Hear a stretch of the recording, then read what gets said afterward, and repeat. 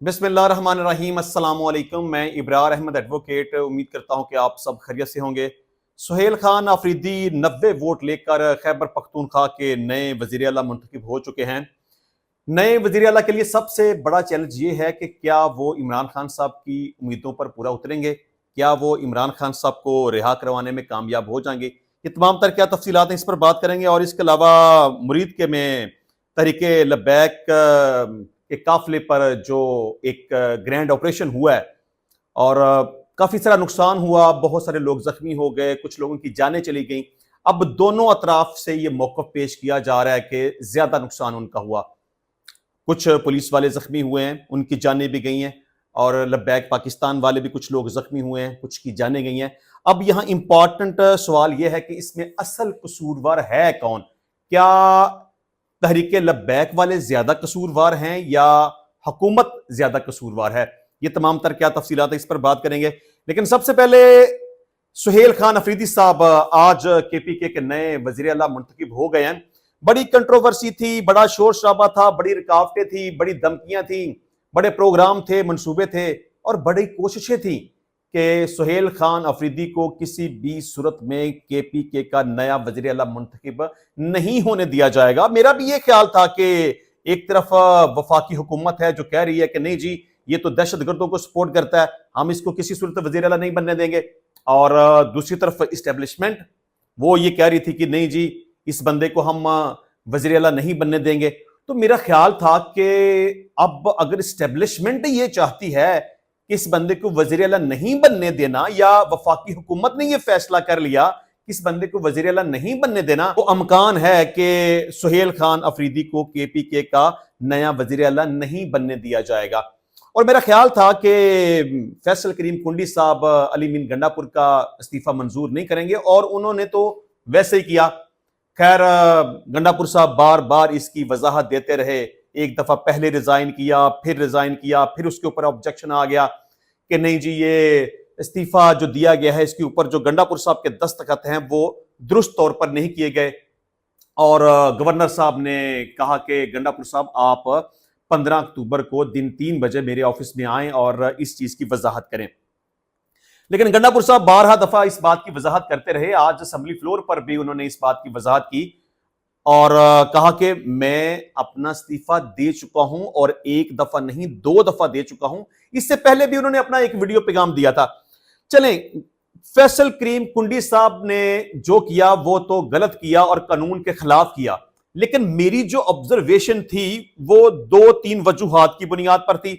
जिस तरह से मिलिट्री इस्टेब्लिशमेंट का कहना, वफाकी हुकूमत का कहना, गवर्नर का टफ टाइम देना, तो मुझे था कि गवर्नर इस्तीफा मंजूर नहीं करेगा और अली मीन गंडापुर साहब केपीके के वजीर आला रहेंगे, तो उनकी मौजूदगी में नए इलेक्शन का शेड्यूल नहीं जारी किया जाएगा। अगर किया गया तो वो गलत तौर पर किया गया।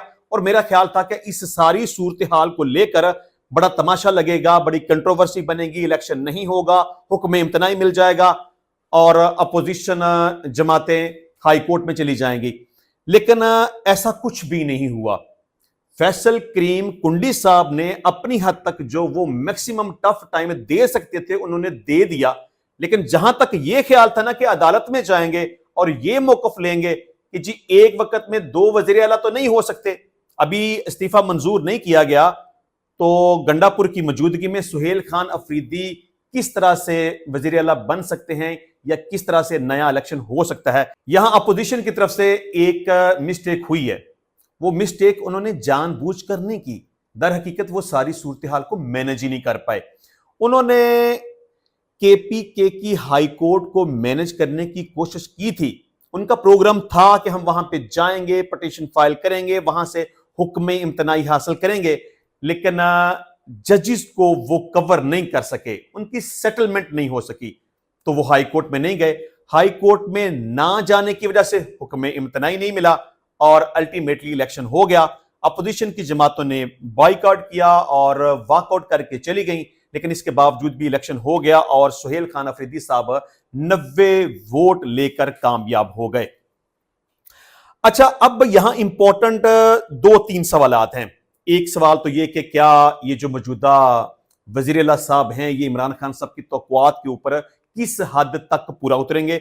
और दूसरी यहां बात यह है कि तहरीक इंसाफ ने अब यह फैसला किया है कि नए वजीर आला के हलफ बर्दारी की तकरीब के लिए, देखें हलफ किसने लेना है, गवर्नर ने। गवर्नर तो पहले ही खिलाफ है, वो तो गंडापुर का इस्तीफा मंजूर नहीं कर रहा, तो वो नए वजीर आला का हलफ कैसे लेगा। अब तहरीक इंसाफ ने यह फैसला किया है कि वो हाई कोर्ट में जाएंगे और इस मौकफ के साथ कि गवर्नर को हुक्म दिया जाए, उसे पाबंद किया जाए कि वो नए वजीर आला का हलफ ले।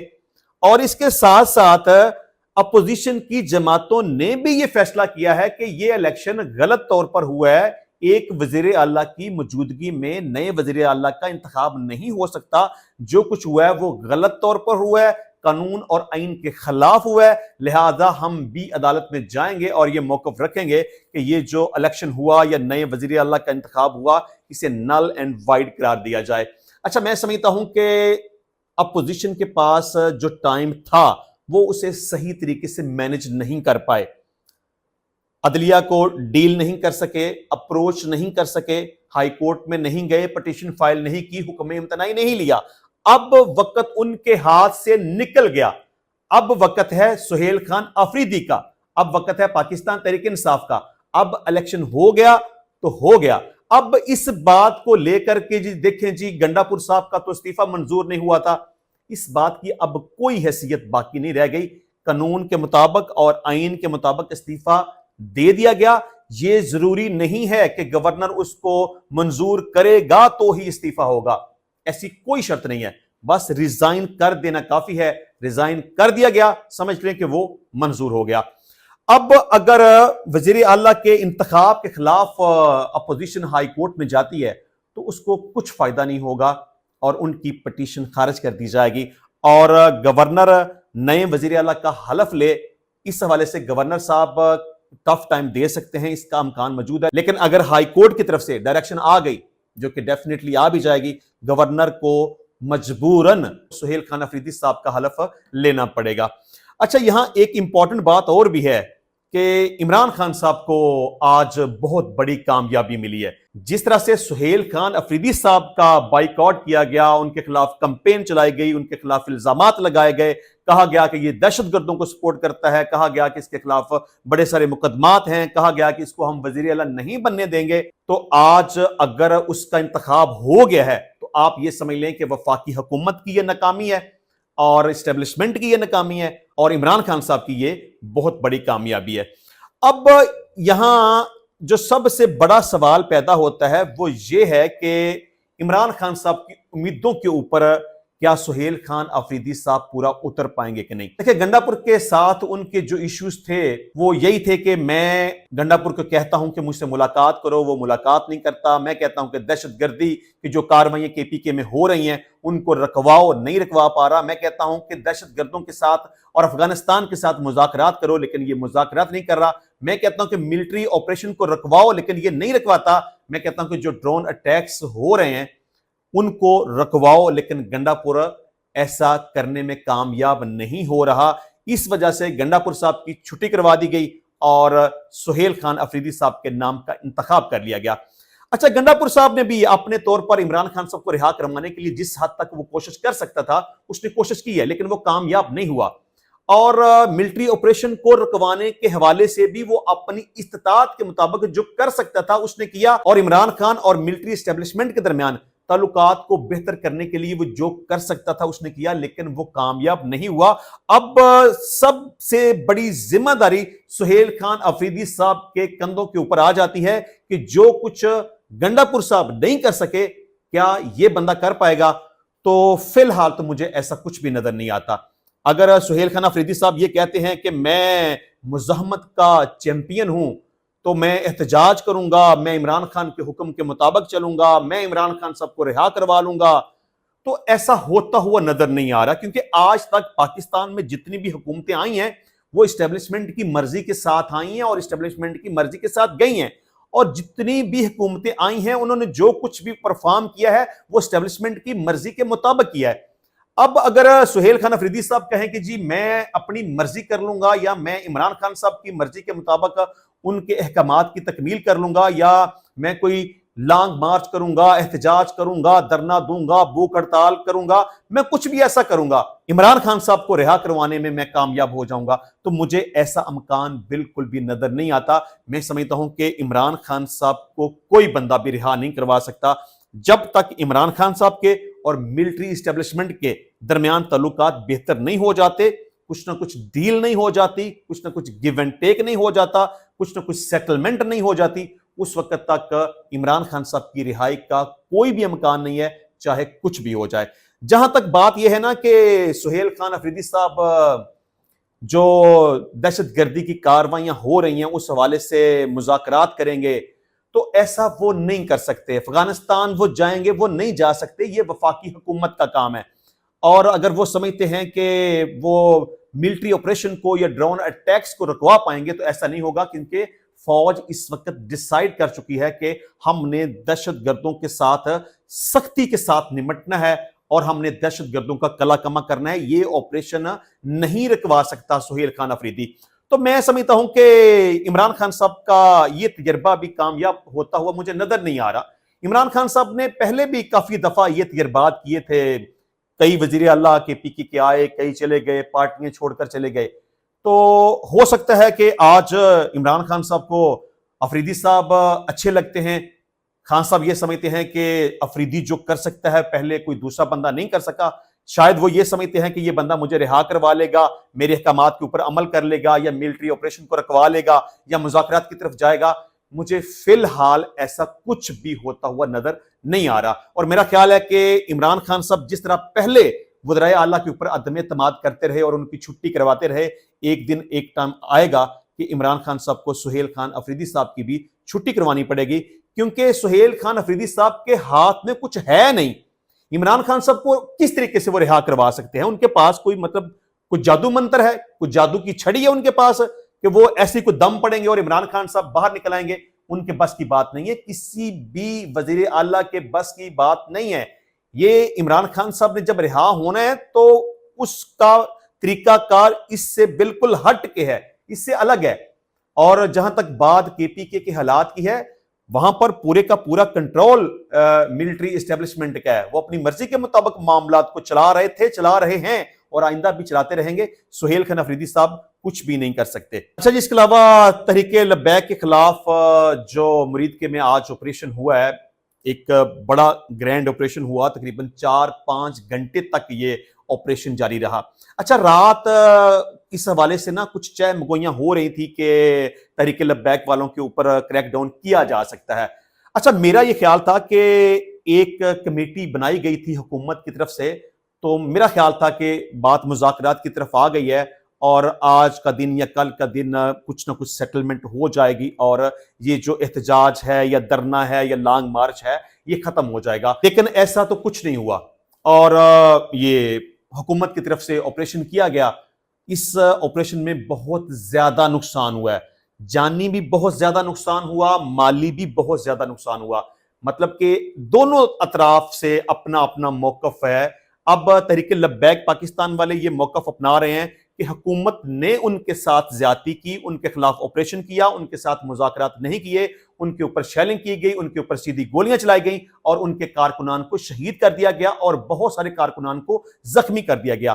اب دوسری طرف موقف ہے حکومت کا، وہ یہ کہتے ہیں کہ ہم تو ان سے بات کرنا چاہتے تھے لیکن یہ بات کرنے کے لیے تیار نہیں ہو رہے تھے، اور اس بات کو لے کر یہ لانگ مارچ کرنا چاہتے تھے، جو کہ وہ وجہ ہی اب ختم ہو چکی ہے۔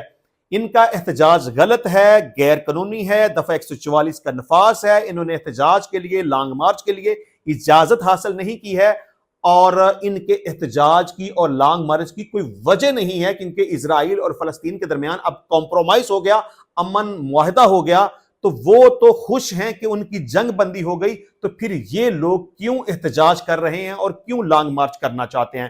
اور اس کے ساتھ ساتھ حکومت کا یہ بھی موقف ہے کہ تحریک لبیک والے پرتشدد ہیں، ان کے پاس ویپنز موجود ہیں اور انہوں نے ویپن کا استعمال کیا، گولیاں چلائیں، تو رد عمل کے طور پر ہم نے ان کے خلاف آپریشن کیا۔ جو سب سے زیادہ افسوسناک واقعہ ہوا، مظاہرین کی جانب سے پیٹ میں گولیاں لگنے کے باعث ایس ایچ او تھانہ فیکٹری ایریا شہزاد صاحب دنیا سے چلے گئے، ان کی ہلاکت ہو گئی۔ اور کچھ پولیس کانسٹیبلان ان کی حراست میں ہیں۔ یہ متضاد بیانات ہیں، مطلب کہ حکومت کی طرف سے جو سٹیٹمنٹ ہے وہ یہ کہ یہ پرتشدد تھے، اور مظاہرین کی طرف سے یہ موقف کہ پولیس نے اور حکومت نے ان کے ساتھ زیادتی کی ہے۔ چلیں جو بھی ہے، ابھی تک یہ کنفرم نہیں ہے کہ پولیس کی طرف سے کتنے لوگ زخمی ہوئے، ابھی تک یہ کنفرم نہیں ہے کہ مظاہرین کی طرف سے کتنے لوگ زخمی ہوئے، یہ بھی کنفرم نہیں ہے کہ مظاہرین کی طرف سے کتنے لوگوں کی شہادتیں ہوئی ہیں، لیکن جو بھی ہوا وہ انتہائی غلط ہوا، اس میں بہت زیادہ نقصان ہوا ہے جو کہ نہیں ہونا چاہیے تھا، مالی نقصان بھی بہت سارا ہوا۔ اب اس ساری صورتحال میں زیادہ قصوروار حکومت کو سمجھتا ہوں کہ یہ بات ٹھیک ہے کہ مظاہرین کو احتجاج نہیں کرنا چاہیے تھا، ان کا مارچ کرنا نہیں بنتا تھا، ان کے پاس کوئی پراپر وجہ موجود نہیں تھی، ان کا احتجاج غیر قانونی تھا، لیکن آپ کو ان کے خلاف اس حد تک سخت ترین آپریشن نہیں کرنا چاہیے تھا۔ جس طرح سے طاقت کا استعمال کیا گیا، 4-5 گھنٹے تک ان کے اوپر شیلنگ کی گئی، اندھا دھند سیدھی گولیاں چلائی گئیں، کچھ مظاہرین کی جان چلی گئی، کچھ زخمی ہو گئے، تو میرا خیال ہے کہ ریاست کا کام ہوتا ہے کہ معاملات کو اچھے طریقے سے ہینڈل کرنا، ڈیل کرنا، مذاکرات کرنا، بات چیت کے ذریعے سے مسئلے کا حل کرنا۔ میرا خیال ہے کہ حکومت کو اس طرح نہیں کرنا چاہیے تھا جس طرح سے انہوں نے طاقت کا مظاہرہ کیا۔ اگر بات چیت کے ذریعے سے اچھے طریقے سے اس مسئلے کو حل کرنے کی کوشش کی جاتی تو شاید اتنا بڑا نقصان نہ ہوتا۔ انشاءاللہ ملتے ہیں نیکسٹ ٹائم نئی ویڈیو میں نئے ٹاپک کے ساتھ، تب تک کے لیے اجازت دیجیے، اللہ حافظ۔